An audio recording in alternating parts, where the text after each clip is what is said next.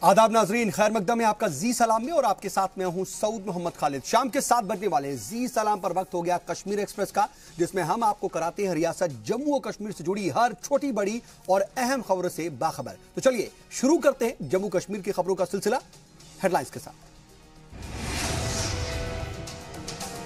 शहीद देवेंद्र सिंह को पेश की गई खराज अकीदत। पाकिस्तान की जानिब से सीज फायर की खिलाफ वर्जी का जवाब देते हुए लगी थी गोली।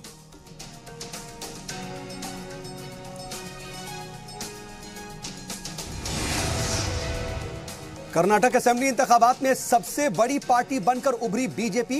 जम्मू में भी बीजेपी कारकुनान ने मनाया जीत का जश्न।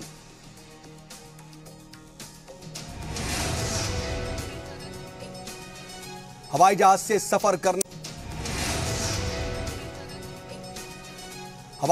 सफर करने वालों के लिए खुशखबरी। श्रीनगर एयरपोर्ट से जल्द ही रात में परवाजों की उड़ान और लैंडिंग की सहूलत होंगी दस्तयाब।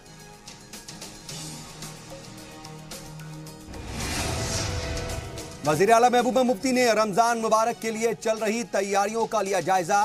सीएम ने तमाम डिप्टी कमिश्नरों और एसएसपी को दी हिदायत, फौज के साथ तालमेल को यकीनी बनाए जाने पर जोर। और सरकारी बंगलों पर साबिक वज़रा और अरकान असेंबली का कब्जा। सरकारी खजाने पर करोड़ों का बोझ, नोटिस के बाद भी खाली नहीं हो रहे हैं मकान।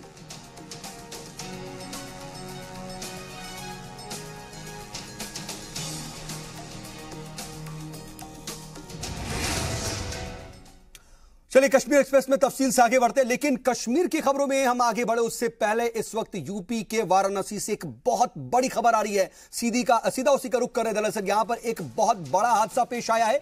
वाराणसी में एक फ्लाईओवर ब्रिज गिर गया है और कैंट इलाके में यह हादसा हुआ है और फ्लाईओवर का एक बड़ा हिस्सा दरअसल यहां पर गिर गया है। यह जेर तामीर एक फ्लाईओवर था जिसका हिस्सा गिरा और हादसे में 12 लोगों से ज्यादा लोगों की मौत की तस्दीक अब तक हो चुकी है। राहत और रसानी का काम भी चल रहा है, लेकिन यह अपने आप में बहुत बड़ा हादसा है। और बता दें आपको कि पीएम नरेंद्र मोदी का पार्लिमानी हलका है वाराणसी, और वाराणसी में कैंट स्टेशन के पास यह बहुत बड़ा हादसा हुआ है। फ्लाईओवर का हिस्सा गिर गया, 12 लोगों की मौत की बात बताई जा रही है और अभी भी मलबे के नीचे कई लोग दबे हुए बताए जा रहे हैं। इस वक्त वाराणसी से यह बड़ी खबर आपको बता रहे हैं, जहां पर एक दर्दनाक और बड़ा हादसा पेश आया है। अब यह देखने वाली बात होगी कि आखिर लापरवाही किसने इतनी बड़ी लापरवाही की कि यह जेर तामीर फ्लाईओवर अपने आप भरभरा कर गिर गया। इसका इतना बड़ा हिस्सा गिर गया, नीचे जा रही जो तमाम गाड़ियां थी, जो तमाम लोग थे, वो इस मलबे के नीचे दब गए और 12 लोगों के मारे जाने की तस्दीक अब तक मिल रही है। ये बड़ी खबर इस वक्त आपको बता रहे हैं वाराणसी से। यहां पर फ्लाईओवर ब्रिज का एक बड़ा हिस्सा गिर गया और इस बड़े हिस्से में दबकर 12 लोगों की मौत अब तक हो चुकी है। बेहद अफसोसनाक, बड़ा और दर्दनाक हादसा। मलबे में कई लोग दबे हुए हैं। It's an unfortunate incident of the bridge collapsing in Banaras. The Chief Minister, Honorable Chief Minister, taking cognizance of the entire incident, has expressed his grief, and at the same time, the Deputy Chief Minister, Mr. Keshav Prasad Maurya ji, and Minister of State Neelkant Tiwari, they both have been rushed to Banaras. At the same time, the Chief Minister himself has spoken to the Commissioner and the DM and ensured that all the relief work happens immediately, and the same is being monitored. At the same time, all the hospitals are on alert.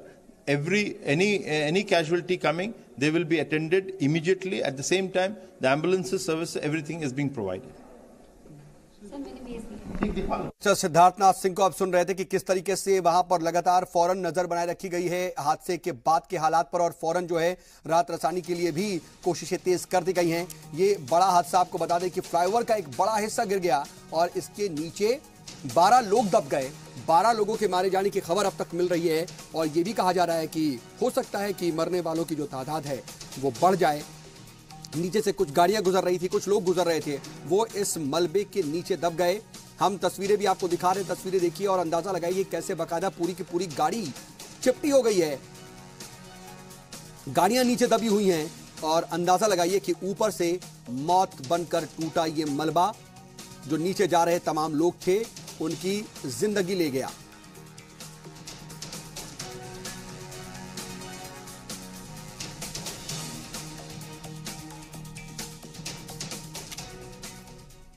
चलिए, वाराणसी से जो भी update होगा वो हम आप तक पहुंचाएंगे। फिलहाल जम्मू कश्मीर की खबरों में आगे बढ़ते हैं और बात नापाक पाकिस्तान की, जो कि अपनी हरकतों से बाज नहीं आ रहा। सरहद पर अपनी इश्तियाल अंगेजी जारी रखते हुए पाकिस्तानी रेंजर्स ने एक दफा फिर से अपने नापाक इरादे का इजहार किया। सीज फायर की खिलाफ वर्जी करते हुए पाकिस्तानी रेंजर्स ने सांबा सेक्टर में इंटरनेशनल बॉर्डर पर गोलीबारी की।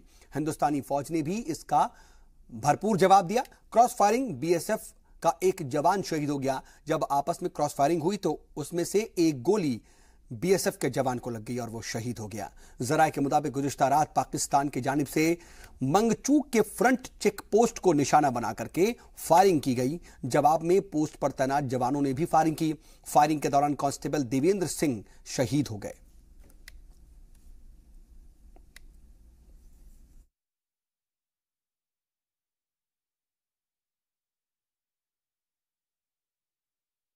रात को बहुत ज्यादा डरे हुए थे। जो हमारे छोटे बच्चे थे वो भी बहुत डर गए थे, कांप रहे थे कि फायरिंग आ गया, फायरिंग आ गई।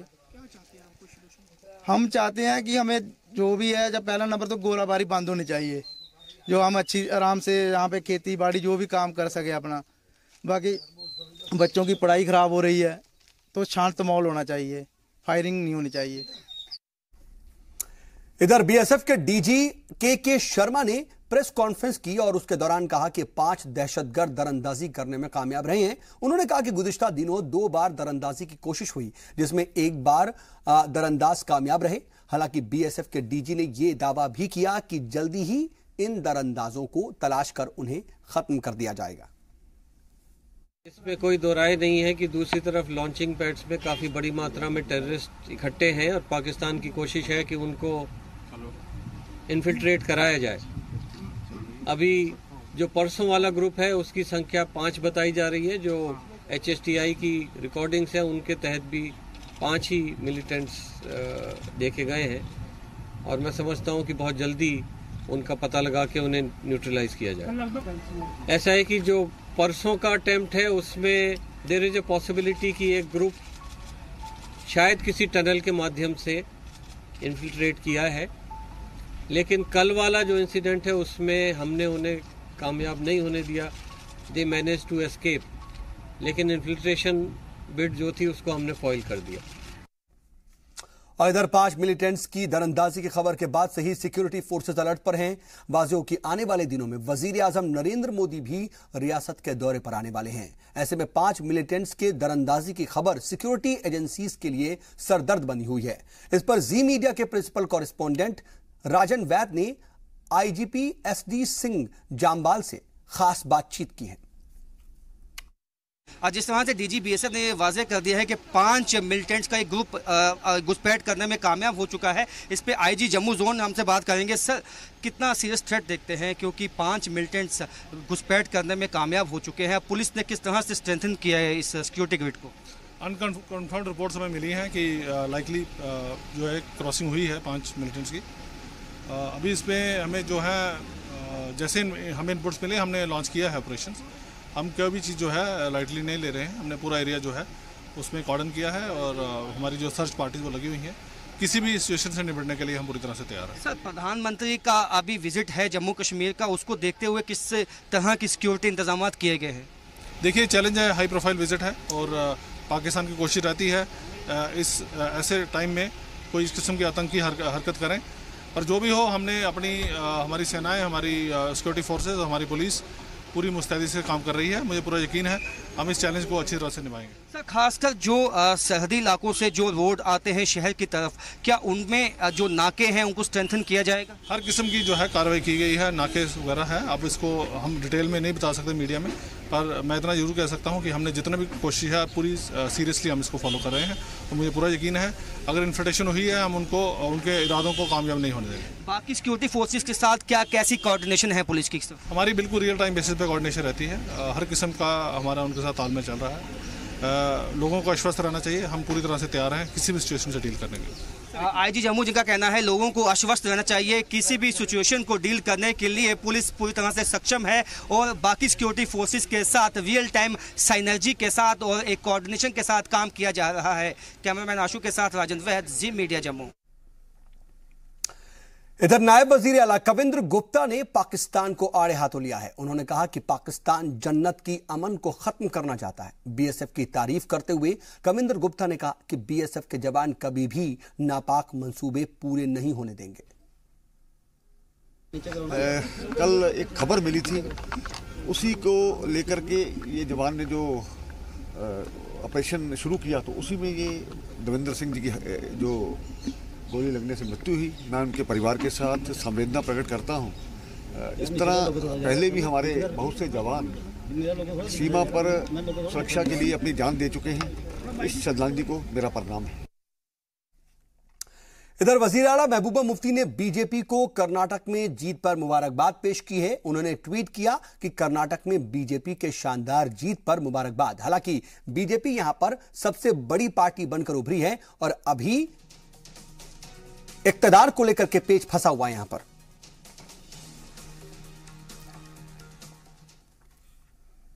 उधर नेशनल कॉन्फ्रेंस के लीडर और साबिक सीएम उमर अब्दुल्ला ने भी कर्नाटक इंतखाबात के नतीजों पर ट्वीट किया। उन्होंने ट्वीट कर कांग्रेस पर चुटकी ली और लिखा कि इस ट्वीट को आगे के लिए सेव कर लें। अगर इंतखाबात में जीत हुई तो यह मेरी मेहनत का नतीजा, और अगर हार हुई तो इसकी वजह ईवीएम मशीन।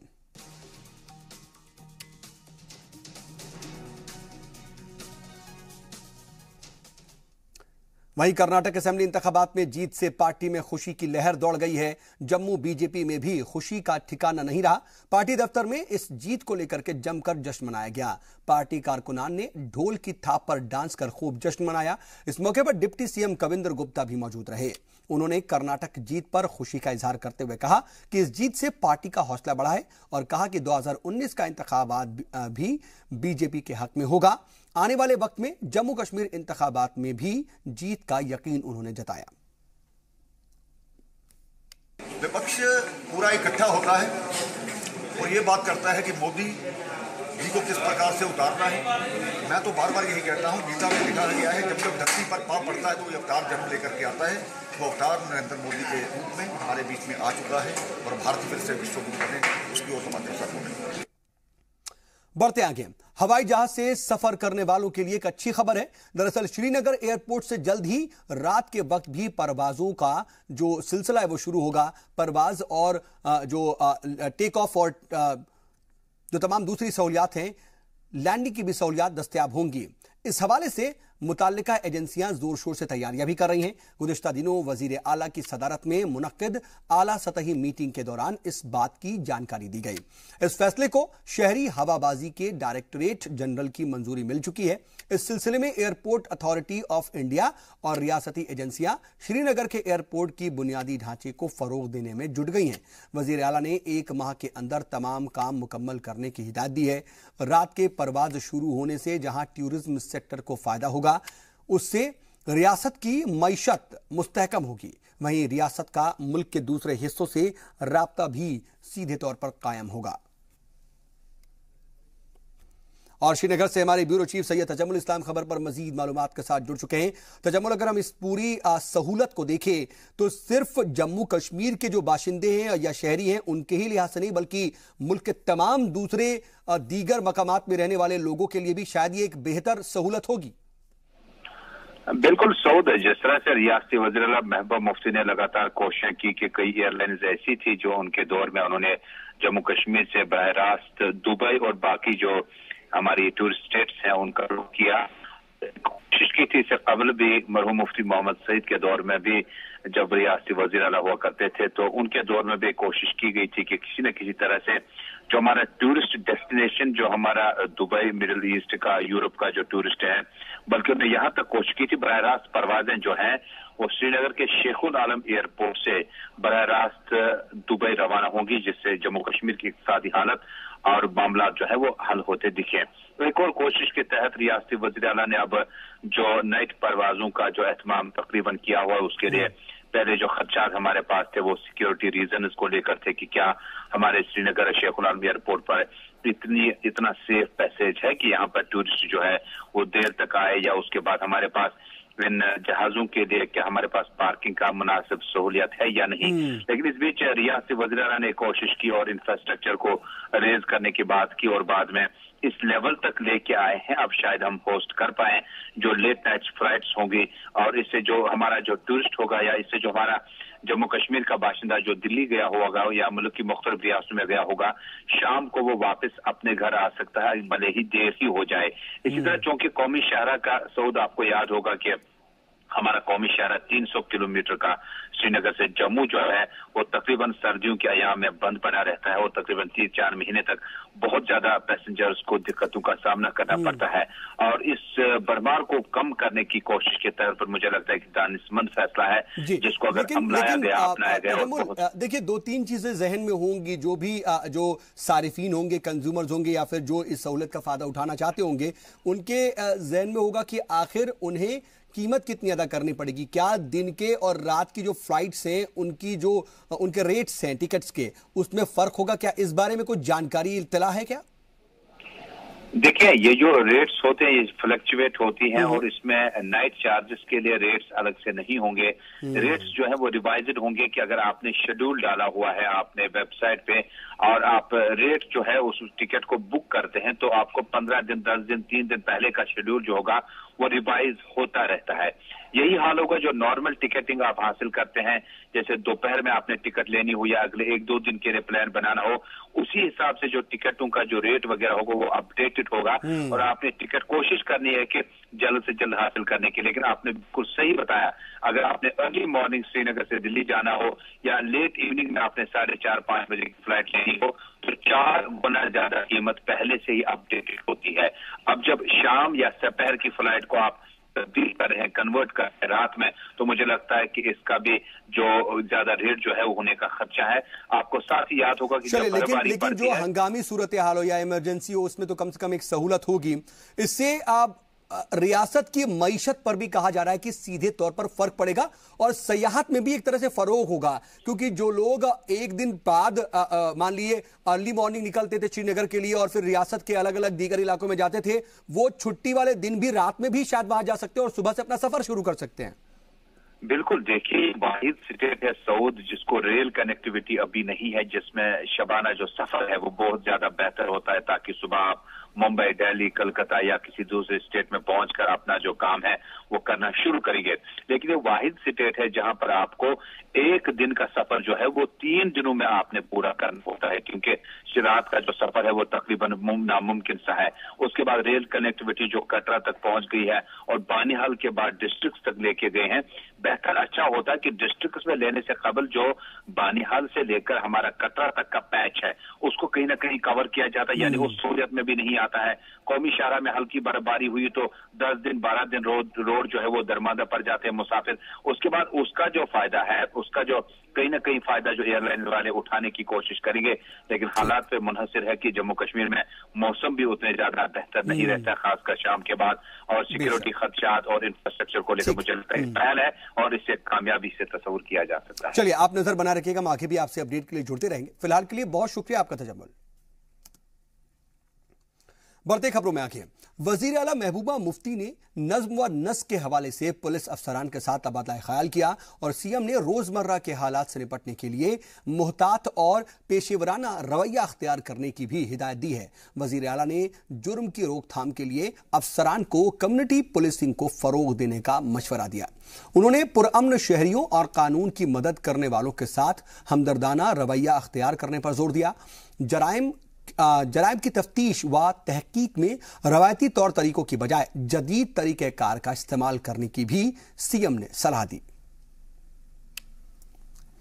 बता दें कि रियासत में नज्म व नस्क को लेकर के जो भी कमियां हो उसको दूर करने के मकसद से ये मीटिंग मुनक्किद की गई थी और इस मीटिंग में नज्म व नस्क को बेहतर करने और किस तरीके से आने वाले वक्त में तहकीक और तशवीश के लिए तफ्तीश और तहकीक के लिए बाकायदा जदीद तरीक़ाकार को अपनाया जा सकता है, इसको लेकर के खासतौर पर बातचीत हुई और यही कोशिश हुई और सीएम ने भी बाकायदा खासतौर पर यही हिदायत दी कि जदीद से जदीद तकनीक का इस्तेमाल किया जाए महकमे की जानिब से।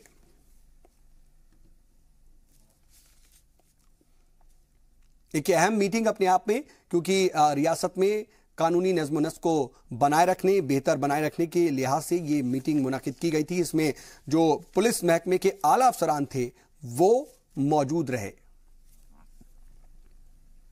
इधर आला सतही मीटिंग के दौरान वजीर आला महबूबा मुफ्ती ने रमजान मुबारक के लिए चल रही तैयारियों का जायजा लिया। सीएम ने तमाम डिप्टी कमिश्नरों और एसएसपी को हिदायत दी कि वो फौज के साथ मुकम्मल तालमेल को यकीनी बनाएं ताकि फर्ज और इशा की नमाज के दौरान लोगों को किसी भी तरह की कोई परेशानी ना हो। इसके अलावा सिविल और पुलिस इंतजामिया को शरपसंद अनासिर पर सख्त नजर रखने की भी ताकीद की है। इस मौके पर उन्होंने पानी और बिजली सप्लाई के साथ साथ खाने पीने की चीजों की दस्तयाबी के लिए खुसूसी हिदायत जारी की। बल्दिया को हिदायत दी गई कि जियारत गाहों की जानिब जाने वाले रास्तों की साफ सफाई पर भी खास ध्यान दे, ट्रैफिक निजाम दुरुस्त करने में तमाम कोशिशें की जाए और उसके लिए उन्होंने कस्बों, शहरों और कौमी शाहराह पर मुनासिब तादाद में ट्रैफिक एहलकारों की ड्यूटी लगाने का भी हुक्म दिया।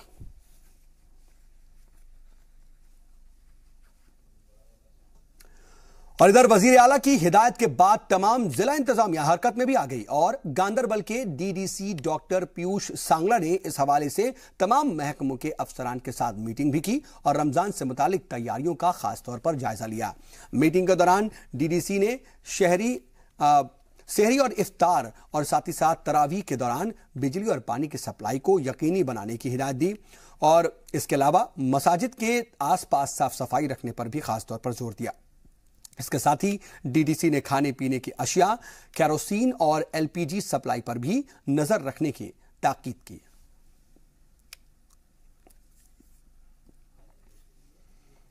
और इधर सरकारी बंगलों और इमारतों पर नाजायज कब्जों का मामला किसी एक रियासत तक महदूद नहीं है, इसीलिए हम कह रहे हैं कि ध्यान दो हुजूर। दरअसल मुल्की सतह पर भी यह नजर आता है, जम्मू कश्मीर भी इससे अछूता नहीं है। जम्मू में ऐसी कई बिल्डिंगें हैं जिन पर सियासी जमातें और साथ ही उनके लीडरान का कब्जा है। अपनी मुद्दत कार खत्म करने के बावजूद ये हजरात सरकारी सहूलियात का फायदा अब तक भी उठा रहे हैं।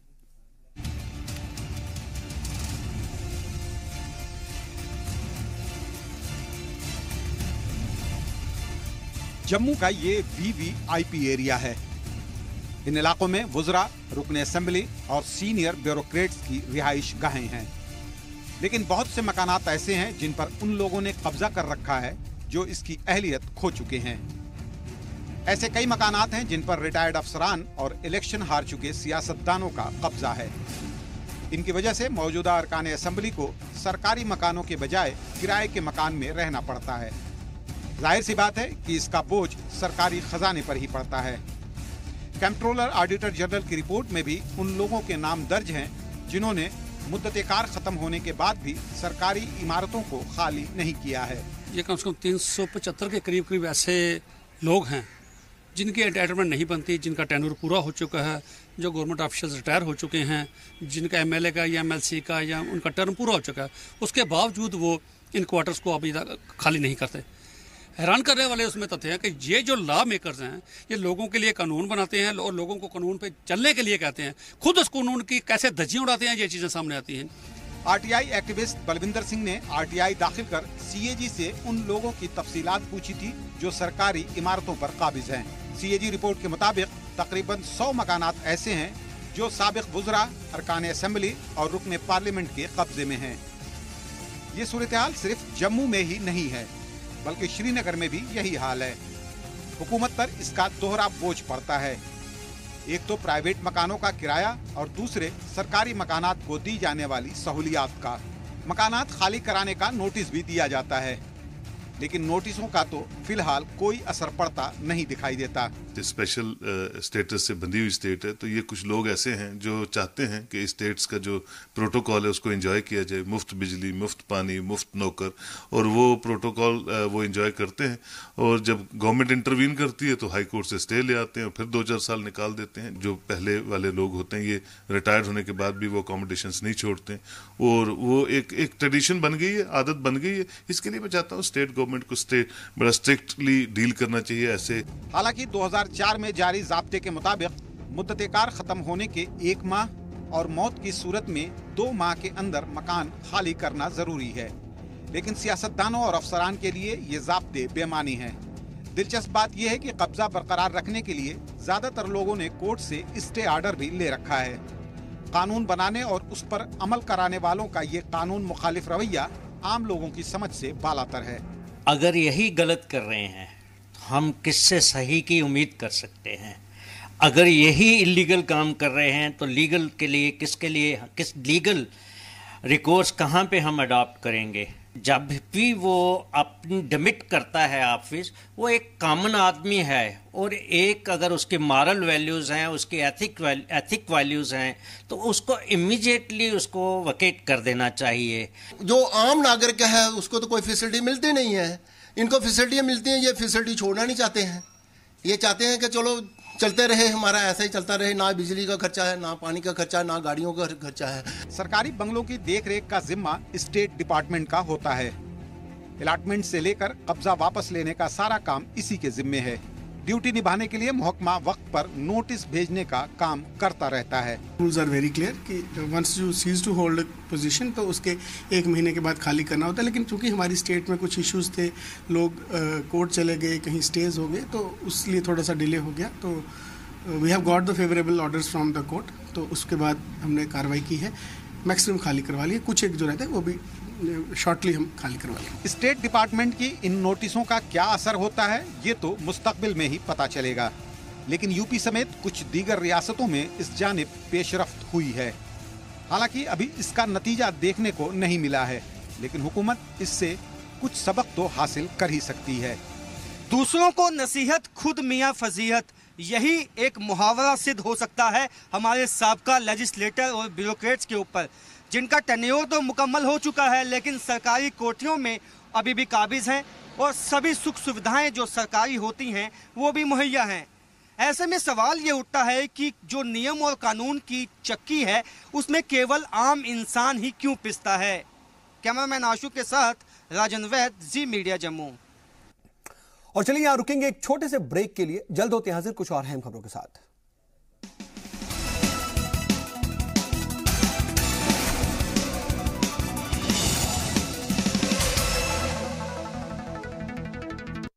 ब्रेक के बाद एक बार फिर से आपका इस्तकबाल है। खबरों के सिलसिले को आगे बढ़ाते हैं। जनूबी कश्मीर के अनंतनाग जिले के बिज बिहाड़ा में मिलिटेंट्स ने घात लगाकर पुलिस की गाड़ी पर हमला कर दिया। हमले में 2 पुलिस एहलकार जख्मी हो गए, जिनमें से एक ने दम तोड़ दिया। यह हमला उस वक्त किया गया जब पुलिस की गाड़ी पजालपोरा इलाके से गुजर रही थी। पुलिस के मुताबिक दहशतगर्दों ने गाड़ी पर धड़ाधड़ गोलियां बरसाईं और भाग गए। हमले में जख्मी हुए पुलिस एहलकारों की पहचान हेड कांस्टेबल अब्दुल राशिद और एसपीओ बिलाल के तौर पर की गई है और उन्हें नजदीक के अस्पताल में इसके बाद दाखिल कराया गया, जहां एसपीओ बिलाल ने दम तोड़ दिया। सिक्योरिटी फोर्सेस ने पूरे इलाके को घेर लिया और तलाशी मुहिम भी इस वक्त चल रही है। तो पुलिस की गाड़ी पर यह हमला किया गया मिलिटेंट्स की जानिब से और एक सिक्योरिटी एहलकार शदीद तौर पर जख्मी हुआ और अस्पताल में उसने दम तोड़ दिया। बता दें आपको कि ये जो सरगर्मी है उसमें कमी नहीं आ रही है। मिलिटेंट्स अलग अलग जगहों पर सिक्योरिटी एहलकार को और सिक्योरिटी दस्तों पर निशाना लगा करके उन्हें नुकसान पहुंचा रहे हैं और यहां पर घात लगा करके बाकायदा एक पुलिस की गाड़ी पर हमला किया गया और उसके बाद उसका नतीजा ये हुआ कि 2 सिक्योरिटी एहलकार इसमें जख्मी हुआ और एक शहीद हो गया। और खालिद मुंतजिर हमारे साथ अनंतनाग से हमारा रिपोर्टर खबर पर मजीद मालूमात के साथ फोन लाइन पर जुड़ चुके हैं। खालिद, जानकारी क्या मिल पा रही है इस वक्त? जिस सिक्योरिटी एहलकार की मौत हुई है उसके बारे में क्या जानकारी और जो सर्च ऑपरेशन चलाया जा रहा है, क्या मिलिटेंट्स की कोई शिनाख्त हो पाई, उन्हें पकड़ने में कोई कामयाबी? देखिए सो आज 4:30 बजे के करीब ये वाकया पेश आया जब मिलिटेंटों ने पुलिस गाड़ी पे फायरिंग की और जिसके नतीजे में 2 पुलिस एहलकार जख्मी हुए, जिनमें एक एसपीओ स्पेशल पुलिस ऑफिसर जो है जिसकी शिनाख्त बिलाल अहमद जो वहीनाग अनंतनाग का रहने वाला है के बतौर खुई है और इसके अलावा एक सब इंस्पेक्टर अब्दुल रशीद भी जख्मी हुआ है। बाद में बिलाल अहमद जख्मों की ताब मिलाकर चल बसा और जो अब्दुल रशीद है उसे श्रीनगर इलाज मुआवजे के लिए भेज दिया गया है। और इस हमले के फौरन बाद अगरचे आर्मी, सीआरपीएफ और पुलिस के दस्तों ने इस इलाके का कार्डन किया था, घर घर तलाशी कार्रवाई शुरू की थी, लेकिन आखिरी इत्तलात मिलने तक जो है सिक्योरिटी फोर्सेस को कोई कामयाबी हासिल नहीं हुई और ऐसा बताया जाता है कि मिलिटेंट्स फायरिंग करने के बाद भागने में कामयाब हुए हैं। और जो ये वाकया पेश आया, ये पाजालपोरा बिजबिहारा में पेश आया, जहां पे काफी भीड़ भाड़ रहती है। और ये भी एक वजह बताई जाती है कि मिलिटेंट को पकड़ने में सिक्योरिटी फोर्सेस को काफी दुश्वारियों का सामना करना पड़ा, क्योंकि वहां पे भीड़ भाड़ थी और जिसका फायदा उठाकर मिलिटेंट्स भागने में कामयाब हुए। और जो पुलिस एहलकार बिलाल अहमद शाह जो वेरीनाग का रहने वाला है, जो बताया जाता है कि इनके घर की जो माली हालत है वो काफी कमजोर है, गरीब घराने से ताल्लुक रखता था। और इस वक्त जब मैं आपसे बात कर रहा हूँ, ठीक इस वक्त जो है डिस्ट्रिक्ट पुलिस लाइन अनंतनाग में इसको सलामी दी जा रही है, पूरे पुलिस एजाज के साथ जो है इसको सलामी दी जा रही है, बिलाल को सलामी दी जा रही है और इसकी शहादत को जो है, इसकी जुर्रत को सलाम पेश की जा रही है। ये मिलिटेंट्स कौन थे, इनके बारे में कोई जानकारी मिल पा रही है क्या? और यहाँ पर बाकायदा बताया जा रहा है कि घात लगा करके इन्होंने ये हमला किया, तो उन्हें पहले से इनपुट्स भी था और घात लगाकर जब ये इस तरह से हमला किया गया, इसको सिक्योरिटी एहलकार किस तरह से देख रही, किस नजर से देख रही है? देखिए अगर हम ये कहें कि ये घात लगाकर हमला किया गया है तो वो भी कहना जो है गलत नहीं होगा, क्योंकि दूसरी जगह जो माहिरीन है उनका ये भी मानना है कि जो ये इलाका है पाजलपोरा है, इसमें अक्सर अवकाश में भी सिक्योरिटी फोर्सेस जो होते हैं वो तैनात होते हैं, क्योंकि वहां से पहलगाम रोड भी जाता है और अक्सर अवकाश में देखते हैं कि इस रोड पे कहीं न कहीं पे जो है सिक्योरिटी एहलकारों का होना लाजमी बनता है। और जो ही आज ये गाड़ी निकली, क्योंकि जैसे मैंने पहले ही बोला कि भीड़ भाड़ वाला इलाका है, और जो ही गाड़ी निकली और ऐसा जो जिस तरीके से जो हमने वहां पे देखा, जब हम उस जगह पहुंचे रिपोर्टिंग के लिए, तो जब हमने देखा तो उससे साफ ही जाहिर होता है कि कहीं न कहीं पे मिलिटेंट्स ने पहले ही अपनी पोजीशन संभाली थी और वो इस ताक में बैठे थे कि सिक्योरिटी की गाड़ी आएगी और वो उस पर फायरिंग करेंगे। और जो ही उन्होंने फायरिंग की और जिसके नतीजे में 2 पुलिस एहलकार जो है जख्मी हुए और अभी तक जो है मिलिटेंटों की शिनाख्त नहीं हो पाई है। यकीनन अगर मिलिटेंटों की शिनाख्त हो पाती तो यकीनन जो है सिक्योरिटी फोर्सेस उनको पकड़ने की कार्रवाई को मजीद तेज करते, और ना ही अभी तक किसी मिलिटेंट तंजीम की जानिब से इस हमले की जिम्मेदारी कबूल की गई है। जैसे हमले के फौरन बाद बहुत बड़े इलाके को जिसमें इजबारा के बहुत सारे मोहल्ले आते हैं, 2-3 मोहल्लों जो है जिनसे सिक्योरिटी एजेंसियों को लगा था कि यहाँ से मिलिटेंट के भागने के रास्ते हैं, उनका कार्डन किया गया था, लेकिन तलाशी कार्रवाई खत्म भी हुई और वहीं पे हम ये कह सकते हैं कि ऐसा ही कहा जा सकता है कि भीड़ भाड़ का फायदा उठाकर शायद मिलिटेंट्स भागने में कामयाब हुए हैं। जी, लेकिन अब उनके लिए क्या सच ऑपरेशन अभी भी चल रहा है या फिर सच ऑपरेशन को रोक दिया गया? क्योंकि देखिए कहीं ना कहीं जो मकामी लोग होते हैं उनकी शमूलियत इसमें बताई जाती है, वो कहीं ना कहीं उन्हें पनाह देते हैं, तभी इस तरह का होता है। तो क्या इस वक्त जो ऑपरेशन है, सर्च ऑपरेशन, वो अभी भी चल रहा है? बिल्कुल, जो सर्च ऑपरेशन है शाम चलते ही उसको जो है खत्म कर दिया गया है, सस्पेंड कर दिया गया है, लेकिन कहीं न कहीं पे सिक्योरिटी फोर्सेस को भी अब अलर्ट रहना होगा। और ऐसा बताया जाता है कहीं न कहीं पे पहले ही ये खदशा था, जाहिर किया जा रहा था कि मिलिटेंट्स जो है नेशनल हाईवे पे या बिजबिहारा या अनंतनाग के इलाके में, जैसे खबर मिली है कि जो सुरक्षा एजेंसियां उनने पहले ही सिक्योरिटी एजेंसियों को मुतल्ला किया था, खबरदार किया था कि कहीं न कहीं पे मिलिटेंट्स जो है इस ताक में है कि वो हमला करें। और अब सिक्योरिटी एजेंसियों को भी कहीं न कहीं पे अब मजीद चौकसी बरतनी होगी ताकि मिलिटेंटों के बढ़ते हमलों पे काबू पाया जा सके और ज्यादा से ज्यादा जानी नुकसान न हो। जी सूद, ठीक है, आप नजर बना रखिएगा, हम आगे भी आपसे अपडेट के लिए जुड़ेंगे। फिलहाल के लिए बहुत शुक्रिया आपका खालिद।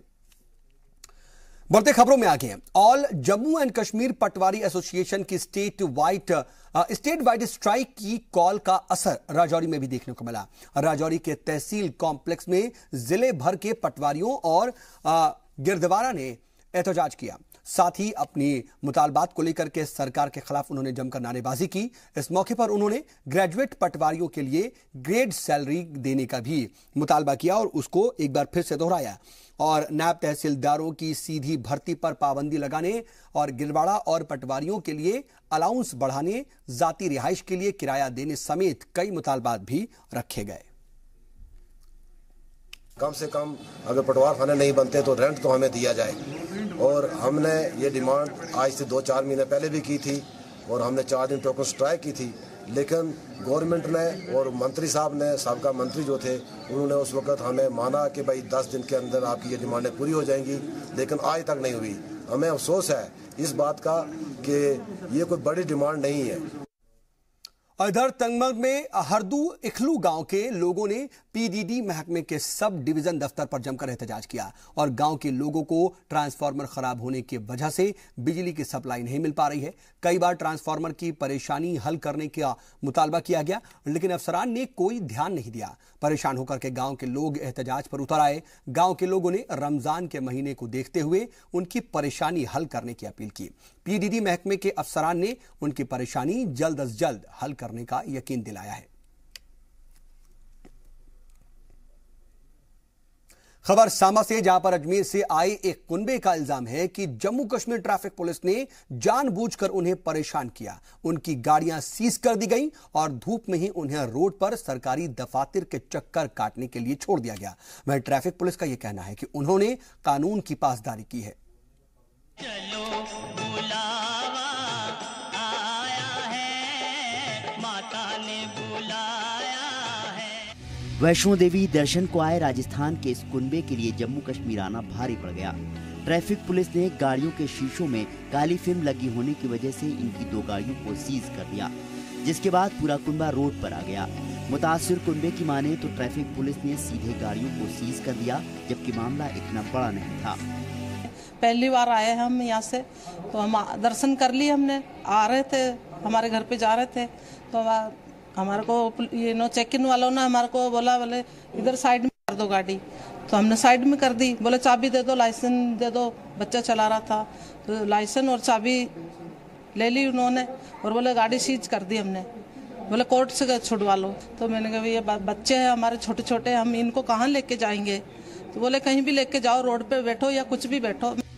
गाड़ियों के सीज होने के बाद भी सरकारी ओहदेदार और वकील उन्हें इस दफ्तर से उस दफ्तर चक्कर लगवाते रहे। कोई उनसे रिश्वत मांग रहा था तो कोई मोटी फीस। जो यात्री आते हैं, जो श्रद्धालु आते हैं, उनके साथ ये व्यवहार नहीं होना चाहिए। कोई उनकी आस्था टूट जाएगी। जैसे मैंने भी गुस्से में कह दिया कि मैं दोबारा नहीं आऊंगा। अब मेरे साथ ये हुआ तो मैं कब आऊंगा, क्यों आऊंगा। इस तरह से आगे से ये कुछ और करेंगे। लेकिन ये डायरेक्ट सीज करना और एसपी साहब का गायब हो जाना, उसके बाद में हम पीछे पीछे भाग रहे हैं, कोई मिला नहीं है। वो गाड़ी वहाँ सीज हो गई, कोर्ट के चक्कर काट रहे हैं जहाँ नई जगह हमारे को पता नहीं है। मुतासिर कुनबे के लोगों की माने तो उनके साथ छोटे छोटे बच्चे थे। बावजूद इसके ट्रैफिक पुलिस का सलूक बुरा था।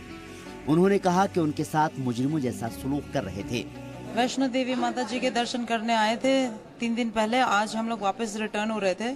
हमारी 2 सफारीज में आए थे हम लोग फैमिली के साथ। दोनों को साइड में किया और पीछे की जो स्मॉल कॉर्नर होता है सफारी का, वो टिंटेड था लिटिल बिट। तो उन्होंने बोला ये टिंटेड है और उसको बोलते हैं हम लोग सीज करेंगे। कोई प्रॉपर रीजन भी नहीं बताया और इतनी सी बात के लिए उन लोगों ने सीज कर दिया और सबको फटाफट उतार दिया। बिल्कुल रूडली बिहेव किया हमारे साथ, चाबी लॉक करके और सामान भी नहीं निकालने दिया। हमारी पूरी फैमिली के साथ सारे बच्चे भी हैं, बच्चों का सारा सामान गाड़ी में ही अंदर रखा रहा। हम लोग उनसे इतना रिक्वेस्ट करते रहे। उनमें एक लेडी इंस्पेक्टर भी थी ट्रैफिक पुलिस डिपार्टमेंट की, उनसे हमने रिक्वेस्ट किया बिकॉज वो लेडी हैं, बट बीइंग अ लेडी उन्होंने हमको समझा नहीं।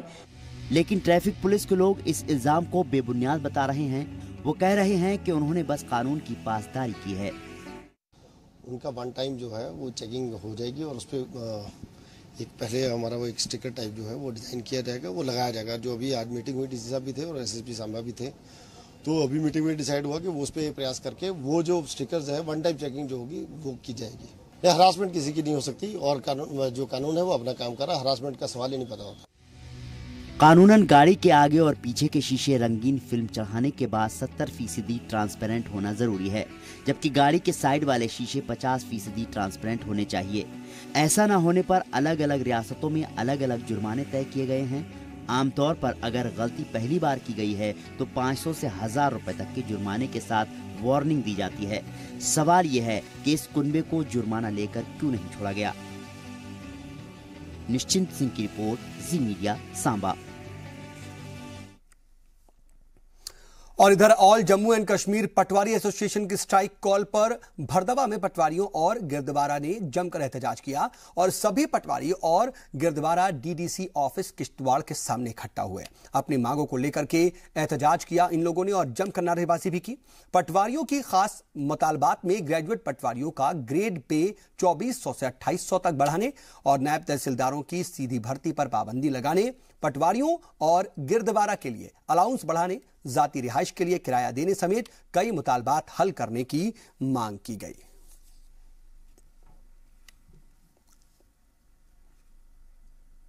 वक्त एक और छोटे से ब्रेक का, जल्द होते हैं हाजिर।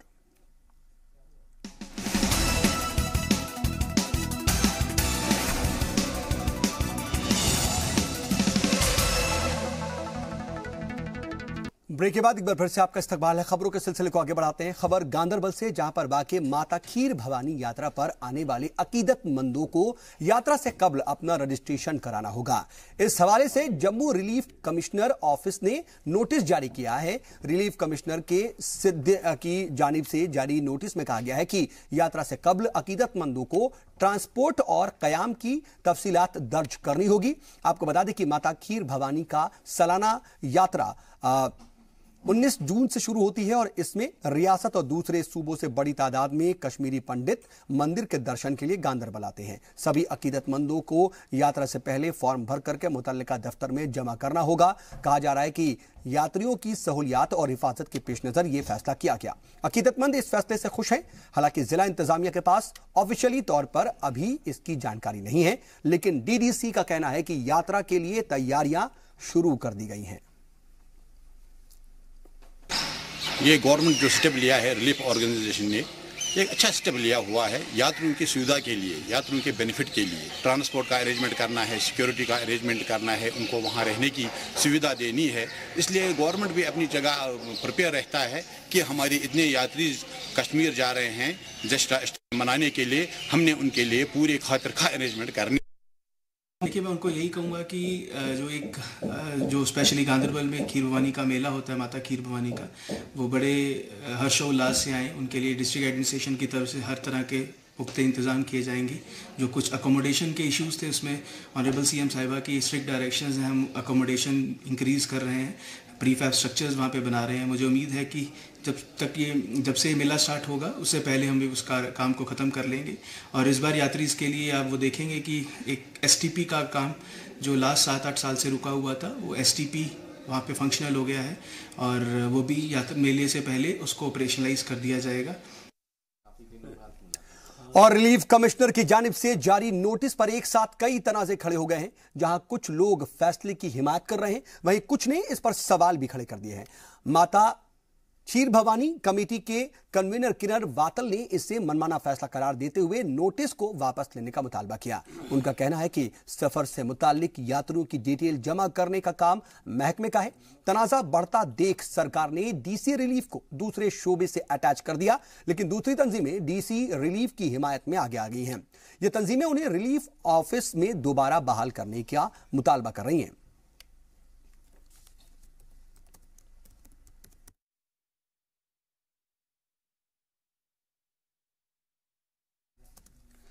उन्नीस मई को जम्मू में शेर Kashmir university of agricultural science and technology of Jammu का छठा कॉन्वोकेशन होने जा रहा है। इसमें वजीर आजम नरेंद्र मोदी बतौर मेहमान खुसूसी शिरकत करने वाले हैं। इस बात की जानकारी यूनिवर्सिटी के vice chancellor professor Pradeep Kumar Sharma ने प्रेस कॉन्फ्रेंस करके दी। उन्होंने कहा कि कॉन्वोकेशन में 444 डिग्रियां तकसीम की जाएंगी। प्रोग्राम में वजीर आजम नरेंद्र मोदी के साथ साथ यूनिवर्सिटी के चांसलर गवर्नर NN वोहरा, वजीर आला महबूबा मुफ्ती के अलावा कई अहम शख्सियात भी मौजूद रहेंगी।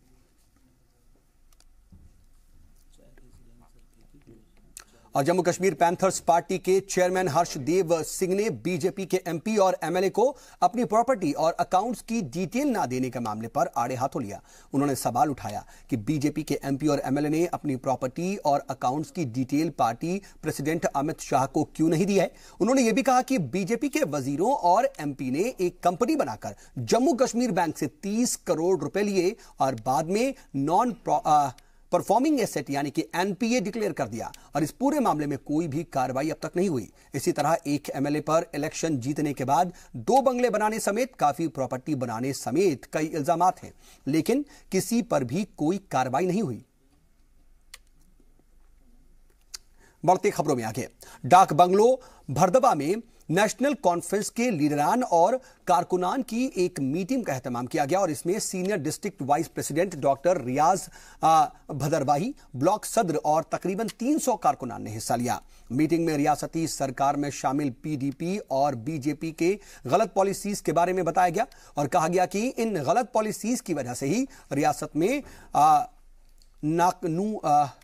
नाकानूनियत है और इसकी वजह से नाकानूनियत का बोलबाला भी नजर आ रहा है। लोग खुद को इनसिक्योर महसूस कर रहे हैं और इस मौके पर पार्टी कारकुनान को चुनाव की तैयारी को ध्यान में रखते हुए आम लोगों के बीच जाने पर भी जोर दिया।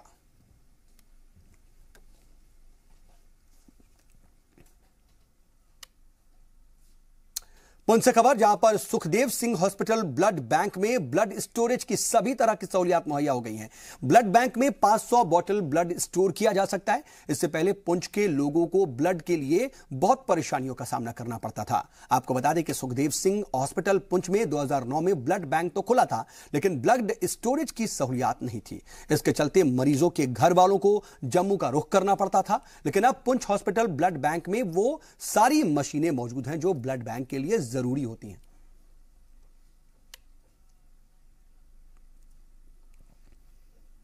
और चलिए आपको अभी इस वक्त सीधा लिए चल रहे हैं मुल्क की दारुल हुकूमत दिल्ली, जहां पर अमित शाह इस वक्त खिताब कर रहे हैं। पूर्ण बहुमत नहीं आया है। मैं उनको बताना चाहता हूं कि आपकी सीटें 182 थी, इससे 122 थी, इससे 77 करने का काम कर्नाटक की जनता ने किया है और आपका घोर पराजय हुआ है। आपके मुख्यमंत्री स्वयं अपनी परंपरागत सीट से 30,000 से 35,000 से ज्यादा अंतर से हारे हैं और दूसरी सीट पर भी गए तो वहां 1700 वोट से बहुत मेहनत से जीत प्राप्त कर चुके हैं। आधी कैबिनेट आपकी हार कर पराजय का मुंह देखकर घर पे बैठी हुई है और आपको विजय लगता है। मैं नहीं समझता, मैं समझ भी नहीं पाता किस विश्लेषण की दृष्टि से कांग्रेसियों के मुंह पर आज हास्य आया है। और मित्रों, आज एक कार्यक्रम के माध्यम से मैं देश की जनता को बताना चाहता हूं कि आजादी के बाद जितने भी इलेक्शन हुए होंगे उसमें सबसे ज्यादा नीनैतिक तरीके से कांग्रेस ने चुनाव लड़ा है तो कर्नाटक के अंदर चुनाव लड़ने का काम किया है। सबसे पहला काम किया, एसडीपीआई और पीएफआई का समर्थन लिया। जो संगठन देश विरोधी गतिविधियों में लिप्त है, जिनसे देश की सुरक्षा को खतरा है, ऐसे संगठनों को साथ लेकर वोट बैंक की राजनीति कर आपने चुनाव लड़ने का प्रयास किया है। लिंगायत को माइनॉरिटी का स्टेटस देने का भी एक प्रस्ताव लेकर अंत में आए। जातियों को बांटने का जो सिलसिला श्री राहुल गांधी के अध्यक्ष बनने के बाद कांग्रेस पार्टी ने शुरू किया है, यहां पर भी जातियों की पॉलिटिक्स करने से वो बाज नहीं आए। और मित्रों, एक भाषण के अंदर दलितों को उकसाने का प्रयास किया कि SC/ST एक्ट को भारतीय जनता पार्टी की सरकार ने रद्द कर दिया है, जबकि SC/ST एक्ट आज भी काम कर रहा है, सरकार ने रद्द नहीं करा है। राहुल जी, आप रद्द कराना चाहोगे तो भी भारतीय जनता पार्टी इसको कभी रद्द नहीं करने देगी। जातियों के आधार पर प्रचार करना शुरू किया। मनी पावर, मसल पावर का जो दुरुपयोग मैंने कर्नाटक के चुनाव में देखा है, इतना कभी नहीं देखा। ढेर सारे फर्जी वोटर बनाए गए, फर्जी आई कार्ड बनाए गए। एक रेड होती है, 10,000 से ज्यादा फर्जी आई कार्ड पकड़े जाते हैं और उसके लिए कांग्रेस के प्रत्याशी पर एफआईआर दर्ज करनी पड़ती है, विधायक और काउंसिलर पर एफआईआर दर्ज करनी पड़ती है। ढेर सारी फरियादों के बाद चुनाव आयोग ने भी इसका संज्ञान लेते हुए वो सीट का इलेक्शन रद्द करना पड़ा। ये सारे प्रयास करने के बाद भी कर्नाटक की जनता ने आपको स्वीकार नहीं किया है। भारतीय जनता पार्टी की पहले 40 सीट थी, आज 104 सीटें भारतीय जनता पार्टी की हुई और भारतीय जनता पार्टी के 19% वोट थे, उससे बढ़कर 36% वोट भारतीय जनता पार्टी के हुए हैं और हम हाफ वे मार्क के बहुत नजदीक पहुंचे। मित्रों, ये कर्नाटक का चुनाव लोकतंत्र में भरोसा रखने वाली जनता के लिए एक संदेश, कितना भी कर लो, गलत तरीकों का कितना भी उपयोग कर लो, जब जनता तय करती है कि चुनाव के अंदर आपको हराना है, तब जनता हरा कर ही रहती है। मोदी जी के नेतृत्व में कर्नाटक के अंदर जो हमारा चुनाव अभियान चला, वो चुनाव अभियान में भारतीय जनता पार्टी के लाखों कार्यकर्ताओं ने घर घर जाकर संपर्क किया, मोदी जी के संदेश को लेकर गए, सरकार के कामों को लेकर गए, और हमारे घोषणा पत्र के जो इरादे थे उसको लेकर लोगों तक जाकर एक बड़ा जन समर्थन भारतीय जनता पार्टी ने अपने पक्ष में लामबंद किया। और मोदी जी ने स्वयं भी कर्नाटक के कोने कोने में जाकर जनता के साथ सीधा संवाद करने का सफल प्रयास किया, और इसका नतीजा है आज हम इस विजय को प्राप्त कर रहे हैं। मित्रों,